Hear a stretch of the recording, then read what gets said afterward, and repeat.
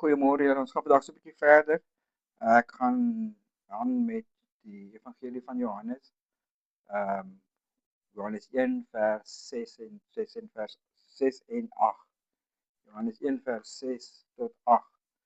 Ek gaan vir julle lees vandag uit die King James version want dit is net vir my vinniger om dit so te doen vanaf die laptop as wat ek die hele tyd blaai en dit ekstra tyd opneem. So, hier gaan ons. Johannes 1 vers 6. There was a man sent from God whose name was John. The same came for a witness, to bear witness of the light, that all men through him might believe. He was not the light, but was sent to bear witness of the light. En hierdie inleiding stel Johannes, wat die boek Johannes geskryf het, 'n ander man voor wat sy naam dan ook Johannes is. 'n Man wat van God gestuur is, vers 6, en 'n man wat gekom het as om te getuig van die lig, in vers 7. Hierdie man natuurlik, Johannes die Doper. Die doel van Johannes die Doper was om 'n getuie van die lig te wees. Ander persone het dit voor sy koms gedoen, het reeds van Christus begin geprofeteer, en dan anders het sedert sy koms het ook van Christus getuig. Ons almal het ook 'n verantwoordelikheid om getuies van die lig te wees. As ons kyk na die voorlopers van Christus, in die Ou Testament se profete, hulle het die lyding van Christus voorspel en die glorie wat sou volg. As ons kyk na 1 Petrus 1 vers 10 tot 11 wat sê, of which salvation the prophets have inquired and searched diligently, who prophesied of the grace that should come unto you, searching what manner of time the Spirit of Christ which was in them did signify, when he testified beforehand the sufferings of Christ and the glory that should follow. Testified beforehand the sufferings of Christ. Nou voordat dit gebeur het hulle reeds getuig daarvan, en dan the glory that should follow. Jesaja, dit is 1 Petrus 1 vers 10 tot 11, en dan ook die profeet Jesaja 7 vers 14, Jesaja 9 vers 6 tot 7, en dan Jesaja 53 vers 4 tot 6. Jesaja 7 vers 14 sê dan die volgende. Therefore the Lord himself shall give you a sign. Behold, a virgin shall conceive and bear a son, and shall call his name Emmanuel. Dan ook op Micha 5 vers 2, en dan Jesus het sy disippels ook aan hierdie waarheid herinner. Die twee disippels in Lukas 24 op pad na Emmaus toe, en dan later ook aan die apostels in Jerusalem in Lukas 24 vers 44 tot 47. Lukas 24 vers 44 tot 47 wat sê, and he said unto them, these are the words which I spake unto you, while I was yet with you, that all things must be fulfilled, which were written in the law of Moses, and in the prophets, and in the Psalms, concerning me. Then opened he their understanding, that they might understand the scriptures, and said unto them, thus it is written, and thus it behoved Christ to suffer, and to risen from the dead the third day, and that repentance and remission of sins should be preached in his name among all nations, beginning in Jerusalem. Repentance and remission of sins moet gepreek word. Johannes die Doper, hy is voorspel deur Jesaja in Jesaja 40 vers 3. Ja, gaan ek maar gou lees. Ja, Jesaja 40 vers 3 wat sê, and the voice of him that cried in the wilderness, prepare ye the way of the Lord, make straight in the desert a highway for our God. Hy is ook geïdentifiseer deur Matteus, deur Markus en deur Lukas in hulle evangelies. Johannes, die apostel, vertel hoe Johannes die doper getuig het van die lig deur Jesus as die lam van God te verklaar in Johannes 1 vers 29 en vers 35 tot 36 en dan ook die seun van God in Johannes 1 vers 34 wat ons dit kry. Die Vader van Christus, hy getuig deur tekens, deur die wonderwerke wat Jesus gedoen het in Johannes 5 vers 36 en 37. 5 vers 36 en 37. He was a burning and a shining light, and ye were willing for a season to rejoice in his light. He was a burning and shining light, and you were willing for a season to rejoice in his light. But I have a greater witness than that of John, for the works which the Father hath given me to finish, the same works that I do bear witness of me, that the Father hath sent me. Dan ook Johannes 10 vers 25 en 37 tot 38. En dan ook Nicodemus, soos wat Jesus met Nicodemus en die man wat blind gebore was, soos wat hulle besef het. Johannes 3 vers 2. The same came to Jesus by night and said unto him, Rabbi, we know that thou art a teacher come from God. For no man can do these miracles that thou doest, except God be with him. So Nicodemus het dit besef. En dan ook Johannes 9 vers 32 tot en met 33, wat gaan oor die blinde man wat blind gebore is. Hy getuig deur sy stem vanuit die hemel. Dis nou 'n God wat getuig van Jesus, van sy stem vanuit die hemel. As ons kyk na Matteus 3 vers 16 tot 17 wat sê, And Jesus, when he was baptized, went up straightway out of the water, and lo, the heavens were opened unto him, and he saw the Spirit of God descending like a dove and lighting upon him. And lo, a voice from heaven saying, This is my beloved Son, in whom I am well pleased. By die verheerliking van Jesus op die berg, Matteus 17 vers 5, kom ons gaan maar gou sommer so intoe, Matteus 17 vers 5. While he yet spoke, behold, a bright cloud overshadowed them, and behold, a voice out of the cloud, which said, This is my beloved Son, in whom I am well pleased. Dis on the Mount of Transfiguration gewees. En dan by Jerusalem gedurende Jesus se laaste week in Johannes 12 vers 27 tot 30. Hy getuig ook deur Jesus se opstanding uit die dood. Jesus om Jesus aan te dui as die seun van God in Romeine 1 vers 3 tot 4. Concerning his Son Jesus Christ our Lord, which was made of the seed of David according to the flesh, and declared to be the Son of God with power according to the Spirit of holiness by the resurrection of the dead. Jesus is ook die een wat die wêreld sou oordeel in Handelinge 17 vers 30 tot 31. Baie mense preek net God is liefde, Jesus is liefde, maar hulle vergeet van die oordeel wat gaan kom. Ja, Handelinge 17 vers 30 tot 31. And the times of his ignorance, God winked at, but now commandeth all men everywhere to repent, because he hath appointed a day in which he will judge the world in righteousness by that man who he hath ordained, whereof he hath given assurance unto all men, in that he hath raised him from the dead. So die persoon wat van die dood af opgewek het, is geordyn om to judge the world in righteousness. En Jesus, toe Jesus uit die dood opgewek is hy gesien deur baie getuies wat op hulle beurt beveel is om ander te vertel van die lig. Dis Handelinge 10 vers 40 tot 43. En nie die apostels nie. Almal van ons moet getuies vir hom wees. Dan die volgelinge van Christus het van hom getuig, die apostels van Christus. Hulle het eyewitness accounts gegee.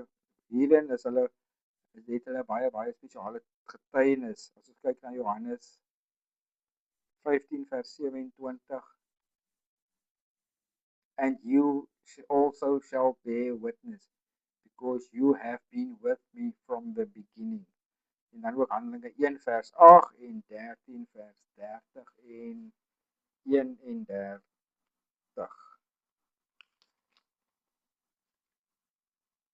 En dan dit beskaf ook wys ons belangrike bewyse. Dis beskaf ons ook baie belangrike bewyse. 1 Johannes 1 vers 1 tot 2. Bewyse dat hulle daar was, dat hulle hom gesien het. As ons lees, as ons kyk na 1 Johannes 1 vers 1 en vers 2. That which from the beginning, which we have heard, which we have seen with our eyes, which we have looked upon, and our hands have handled, of the word of life. With letter V. For the life was manifested, and we have seen it, and bear witness, and show unto you that eternal life, which was with the Father, and was manifested unto us. So hulle was daar, hulle het dit gesien, hulle het hierdie eyewitness accounts gehad. Hulle het deur hulle lewens en deur hulle manier waarop en hulle sterwe, as ons dit so kan sê, het hulle getuig van Christus. Baie het swaar gekry as gevolg van hulle getuienis. 1 Korintiërs 4 vers 9 tot 13. En dit gee ons gesag, dit verskaf gesag deur dat dit die waarheid is. Want watse persoon sal sterf vir 'n leuen? Die gesande of die ander volgelinge van Christus, hulle eenheid met mekaar. Johannes 17 vers 20 tot 23. Neither pray I for these alone, but for them also which shall believe on me through their word, that they all may be one, as thou, Father, art in me and I in thee, that they also may be one in us, that the world may believe that thou hast sent me, and the glory which thou gave me I give them, that they may be one, even as we are one. And I in them, and thou in me, that they may be made perfect in one, and that the world may know that thou hast sent me, and hast loved them as thou hast loved me. That thou hast loved them as thou hast loved me. Besef ons dat God so lief is vir ons soos wat hy vir Jesus is. Deur ons eenheid getuig ons, Jesus is deur God gestuur. God het die wêreld lief, soos wat hy Christus lief het. Dit laat ons nadink oor hoe Jesus voel oor interne stryde, bekleierery in gemeentes en denominasies, verdelings in families. Ons weet hoe Paulus voel as ons daarna kyk. 1 Korintiërs 1 vers 10 en 11 wat sê, I Paul called to be an apostle of Jesus Christ through the will of God and softness our brother. Nee, ek is verkeerd. 1 Korintiërs 10 tot 13. Now I beseech you, brethren. Hy sê ek moet luister. Julle moet wakker skrik, julle moet luister. Beseech. Kom ons kyk gou wat sê jy beseech.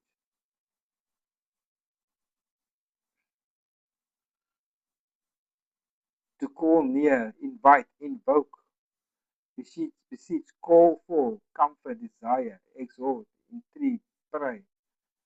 To call near, invoke. Maak oop julle ore, luister gou vir my.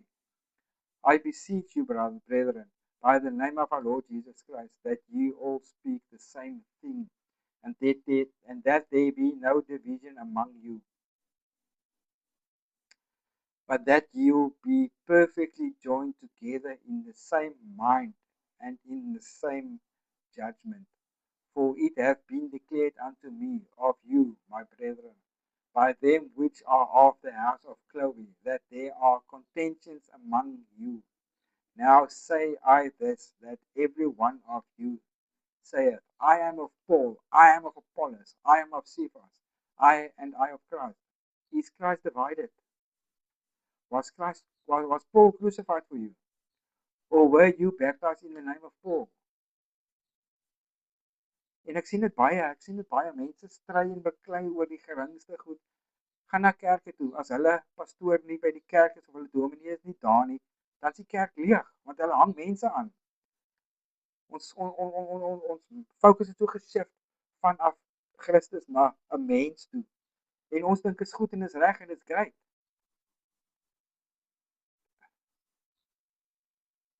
Ons weet wat se gedrag waardig is. Ons van ons roeping, Efesiërs 4 vers 1 tot 3. I therefore, the prisoner of the Lord, beseech you that you walk worthy of the vocation wherewith you are called, with all lowliness and meekness, with long suffering, forbearing one another in love, endeavoring to keep the unity of the Spirit in the bond of peace. Is daar eenheid in die liggaam van Christus deesdae? Is daar regtig eenheid? Hulle veranderde lewens getuig ook as bewys van Christus se invloed in hulle lewens. In 2 Korintiërs 4 vers 6 wat sê: